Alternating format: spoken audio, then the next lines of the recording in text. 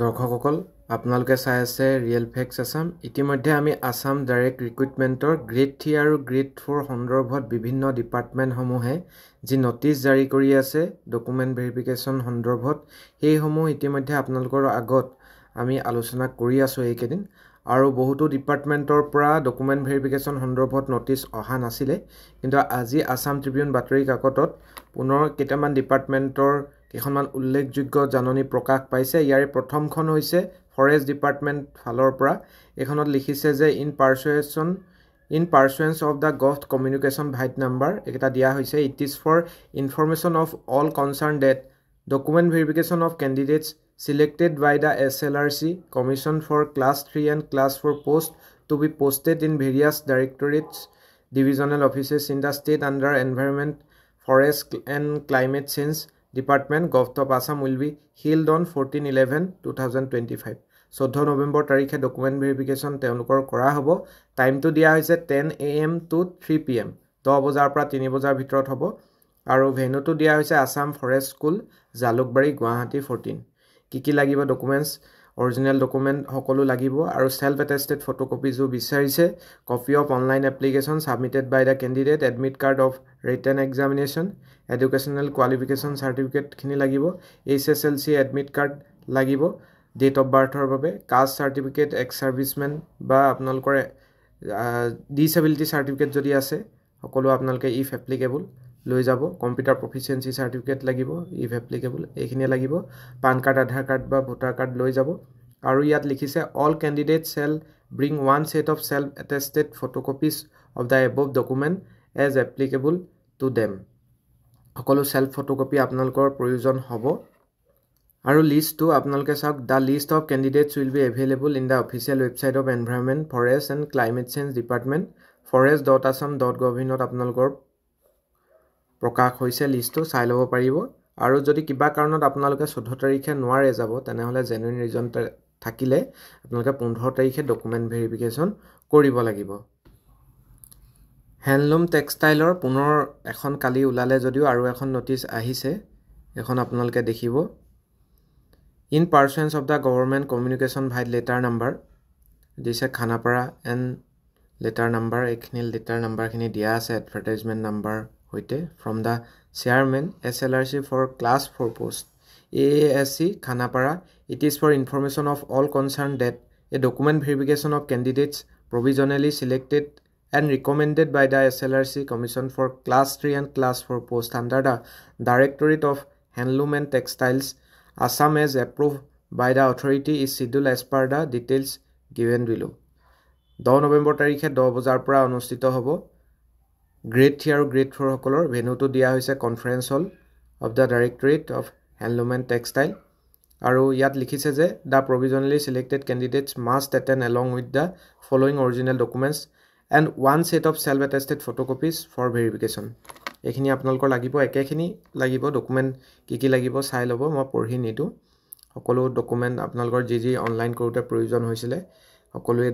প্ৰয়োজন হ'ব আৰু কিবা কাৰণত আপোনালোকে যদি 10 তাৰিখে যাব নোৱাৰে তেনেহলে আপোনালোকে 11 তাৰিখে যাব পাৰিব আৰু কেৱল ক্যান্ডিডেট সকলহে যাব পাৰিব আৰু যি সকল আপোনালোকে তাত যাবলৈ আপোনালোকক কোৱা হৈছে তাৰ লিষ্ট ইতিমধ্যে dht.assam.gov প্ৰকাশ পাইছে ৱেবছাইটত আপোনালোকে চাই ল'ব পাৰিব অন্য এখন নটিচ আহিছে Office of the Directorate of Historical and Antiquarian Study গটিকে এইখনতো লিখিছে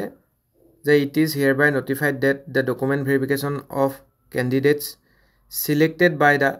SLRC class 3 post to be posted in the Directorate of Historical and Antiquarian Studies is scheduled as per the details given below 10 November তাৰিখে হ'ব আপোনালোকৰ 11 বজাৰ পৰা 3:30 বজালৈকে দিনৰ আপোনালোকক মতা হৈছে ভেন্যুটো দিছে office of the directorate of historical and antiquarian studies Panbazar Guwahati 1 আপোনালোকো উপস্থিত থাকিব লাগিব সকলো ধৰণৰ অৰিজিনাল ডকুমেন্ট আৰু সেলফ অ্যাটেস্টেড ফটোকপিজ লৈ কি লাগিব ইয়াত উল্লেখ কৰিছে সকলো ধৰণৰ আপোনালোকৰ একাডেমিক কোৱালিফিকেশনৰ মাৰ্কশিট সাৰ্টিফিকেট লাগিবই HSLC admit PAN card Aadhaar card বা ভোটাৰ কাৰ্ড আৰু কাষ্ট কেটেগৰী আৰু এডমিট কাৰ্ড সমূহ লাগিব ৰিটেন এক্সামিনেচন পৰীক্ষা দিয়াৰ আৰু দুটা ইয়াত এক্সট্ৰাকৈ বিচৰা হৈছে ডিক্লেৰেশ্যন ফৰ্ম এ যেটো স্মল ফ্যামিলি নৰ্মছৰ আমি আগতেও আমাৰ চেনেলতো সাৰ্চ কৰি চাব পাৰে ওয়েবসাইটতো সাৰ্চ কৰি চাব পাৰে আপোনালোকে এখন ডাউনলোড কৰি ল'ব আৰু এনঅসি লাগিব যদি আপুনি চাকৰিয়াল হয় এইখিনি আৰু ইয়াত লিষ্টখিনিও প্ৰকাশ কৰি দিছে লিষ্ট অফ প্ৰভিজনালি সিলেক্টেড ক্যান্ডিডেটছৰ ইয়াত নামে হতে দি দিয়া হৈছে গতিকে চাই ল'ব আপোনালোকে কোনে কোনে লাভ কৰিছে এইটো বিভাগত আৰু কাক ডকুমেন্ট ভেৰিফিকেশনৰ বাবে ইনভাইট কৰা হৈছে আৰু এখন নোটিছ ইয়াত দিছে শুধৰণিৰ কাৰণে in reference to the notice number দিছিলে যোৱাকালি তাত টাইমটো দিছিলে যে দা টাইম লিষ্টেড ট্ৰান্সপোৰ্ট ডিপাৰ্টমেন্টৰ ফালৰ পৰা এখন দিছে নোটিছ যোৱাকালি যিখন নোটিছ ওলাইছিলে তাত দিছে যে টাইমটো উল্লেখ আছিলে 10:30 to 3:30 pm at serial number 123 of column number 4 may be read as 10:30 am to 3:30 pm হেতুত 10:30 pm হৈ আছে গতিকে হেতুত 10:30 am হ'ব হেতু ভুল হৈছিলে হেতু কাৰণে শুধৰণি কৰিছে this is for information to all concerned regarding document verification of the candidates selected by the SLRC for class 3 and class 4 post to be posted under the Commissionerate of Transport Assam Khanapara Guwahati 22 তাত টাইমটো ভুল হৈ আছিল ৰাতিৰ টাইমটো গুছি আহিছিল 10:30 pm হৈ আছিল গতিকে 10:30 am বুলি পঢ়িবলৈ সকলোকে অনুৰোধ জনাইছে গতিকে এটো শুধৰণি বাবে এখন জাননী দিয়া হৈছে ট্ৰান্সপোৰ্ট ডিপাৰ্টমেন্টৰ ফালৰ পৰা গতিকে এই মুহূৰ্তলৈকে আমি এইকেইখনে এডিআৰই গ্ৰেড 3 আৰু গ্ৰেড 4 ডকুমেন্ট ভেৰিফিকেশন সন্দৰ্ভত আমি নোটিছ লাভ কৰিছো আৰু যদি কিবা নোটিছ আহে আপোনালোকৰ লগত আমি শেয়াৰ কৰি দিম ইতিমধ্যে এই পেপাৰ কাট কেইটা যিকেটা আপোনালোকে নোটিছ আমাৰ আজি পালে এইকেটা আমি আমাৰ ফেসবুক পেজতো আপলোড কৰি দিছো তাতো আপোনালোকে চাই ল'ব পাৰিব যদিহে স্পষ্টকৈ চাও বুলি ভাবে আৰু নিজৰ ওয়েবসাইটত গৈ যি কেখন নোটিছত উল্লেখ আছে যে আপোনালোকৰ ক্যান্ডিডেটছৰ প্ৰভিজনালি সিলেক্টেড লিষ্টটো ওয়েবসাইটত প্ৰকাশ কৰা হৈছে সেই কেখন আপোনালোকে চাই ল'ব লিষ্ট কেখন ওয়েবসাইটত গৈ সংশ্লিষ্ট আপোনালোকৰ ডিপাৰ্টমেন্টৰ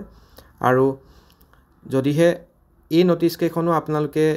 ওয়েবসাইটত হয়তো কিছুমানত পাব কিছুমানত নাপাবও পাৰে কিন্তু আসাম ট্ৰিবিউন বাতৰি কাকতত চালে আপোনালোকে পাই যাব নতুবা আমাৰ ফেসবুক